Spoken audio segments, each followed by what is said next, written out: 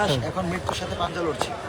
সরাসরি চেষ্টা করা হয়েছে এবং তাকে হত্যা চেষ্টা করা হয়েছে এই কারণে, শুধু কারণ সে বর্তমান বাংলাদেশের নবগঠিত সরকারকে সহযোগিতা করার জন্য সে শান্তা ফারজানাকে প্রতিরোধ করে বলেছিল যে আপনি কেন এই সরকারকে অবৈধ বলবেন, আপনি কেন জুলাইকে জঙ্গি আন্দোলন বলবেন, আপনি কেন উসমান হাদিকে জঙ্গি বলবেন।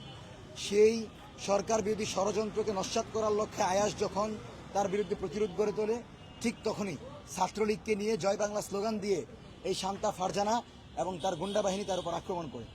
এবং আপনারা জানেন আমাদের প্রায় 6 থেকে 7 জন ভাইদের অবস্থা অত্যন্ত করুণ, তারা রক্তাক্ত, তাদেরকে ঢাকা মেডিকেলে ভর্তি করা হয়েছে এবং আয়াসের অবস্থা আশঙ্কাজনক। তার প্রেক্ষিতে আমরা সরকারের কাছে সহযোগিতা চাই, কারণ আমরা এই সরকারের সবচেয়ে গুরুত্বপূর্ণ অংশ, কারণ আমরা মাঠে থেকে আওয়ামী লীগের বিরুদ্ধে লড়াই করে এই সরকারকে টিকিয়ে রেখেছি। যখন মামলার জন্য আমরা এখানে আসি, আমরা দেখতে পাই যে শান্তা ফারজানা এবং তার স্বামী আওয়ামী লীগের টাকা দিয়ে, যিনি বাংলাদেশে আওয়ামী লীগ এজেন্ডা বাস্তবায়ন করছে, সেই মোমেন্টকে ডিসি সহ, ওসি ডিসি সহ প্রশাসন অত্যন্ত সেফলি নিজেদের গাড়িতে করে এসির ভিতর নিয়ে এই শাহবাগে ঢুকেছে। থানায় ঢুকে এসিতে বসে তাদেরকে নাস্তা করিয়েছে এবং চমৎকারভাবে তাদেরকে সেফ এক্সিট দিয়েছে। তার মানে তারেক রহমানের বিরুদ্ধে ষড়যন্ত্রকারীরা থানা থেকে সেফ এক্সিট পায়, তার মানে থানায় যারা বসেছে তারা কোনোভাবেই তারেক রহমানের সহযোগী না।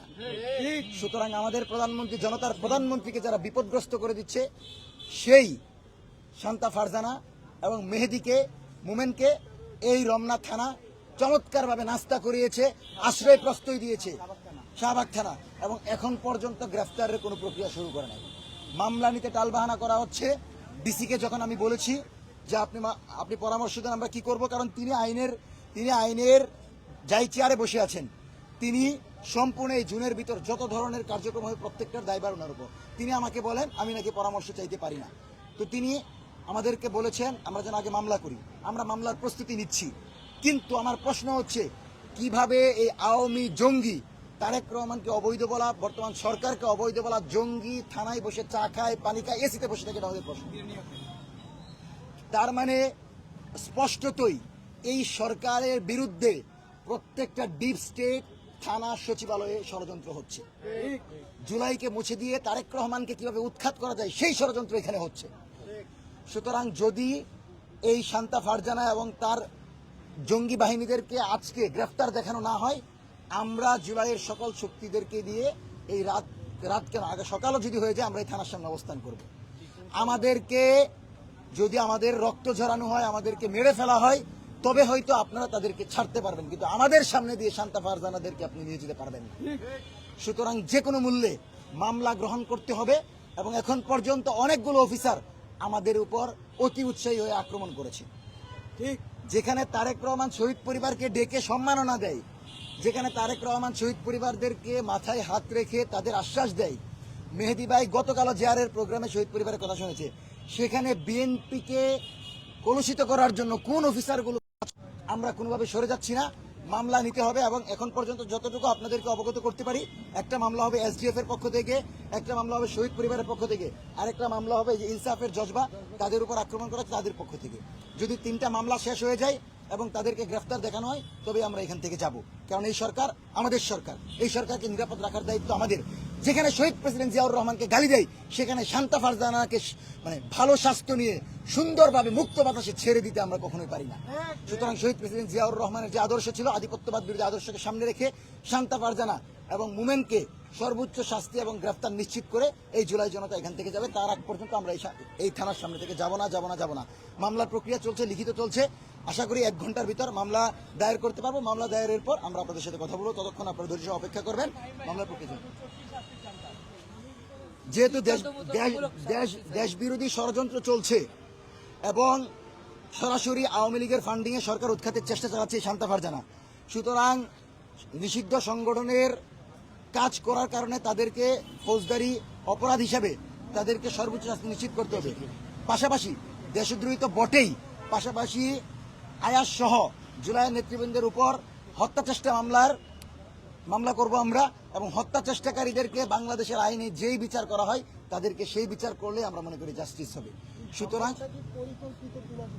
100% পরিকল্পিত। আপনি চিন্তা করতে পারেন যে মানে 2 জন 4 জন জুলাই বিরোধীরা তারা হাজার হাজার ছাত্র জনতার উপর আঘাত করার সাহস কি করে পায়?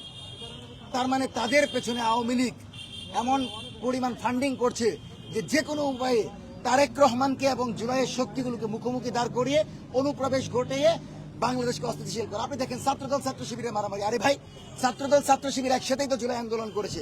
তার মানে ছাত্রদল এবং ছাত্র শিবির তাদের ভিতরে গুপ্তভাবে আওয়ামী লীগ ঢুকেছে এবং আওয়ামী লীগের উস্কানিতে ক্যাম্পাসগুলো অস্থিতিশীল হচ্ছে। সুতরাং যে কোনো মূল্যে আমাদেরকে আওয়ামী লীগ বিরোধী অবস্থানে থাকতে হবে এবং তাদের সর্বোচ্চ শাস্তি নিশ্চিত করার আগ পর্যন্ত মামলা গ্রহণ করার পর আমরা যদি আপনাদেরকে বলি যে আমাদের কর্মসূচি শেষ, ঠিক তখন আমরা এখান থেকে যাব। সুতরাং মামলা গ্রহণ ছাড়া, এদেরকে গ্রেফতার ছাড়া জুলাই জনতা আদালত এখান থেকে যাবে না এবং আমরা বর্তমান সরকারকে সর্বোচ্চ সহযোগিতা করে আইনের প্রতি এখনো শ্রদ্ধাশীল অবস্থানে রয়েছি। আমরা এখানে অবস্থান করব এবং আমি মঞ্চ 24-এর কেন্দ্রীয় আহ্বায়ক ফাহিম ফারুকী অথবা SDF এর পক্ষ থেকে যে বক্তব্য আসবে তার বিপরীতে কেউ যদি কোনো উস্কানিমূলক বক্তব্য দেয়, প্রশাসনের বিরুদ্ধে কোনো বক্তব্য দেয়, সেটা কোনোভাবে গ্রহণযোগ্য হবে না। আমরা আনুষ্ঠানিক প্রতিক্রিয়া জানিয়েছি, আমরা মামলার অপেক্ষায় আছি। আসসালামু আলাইকুম প্রিয় দেশবাসী।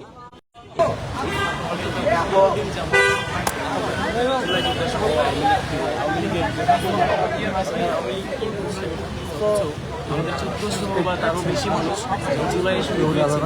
আবার যারা আওয়ামী লীগকে যারা তাদের বিচার কিন্তু আমরা কখনোই দেখি দেখছি যে আমাদের জুলাই শুরুদের উপর আক্রমণ হয়েছে। সরকার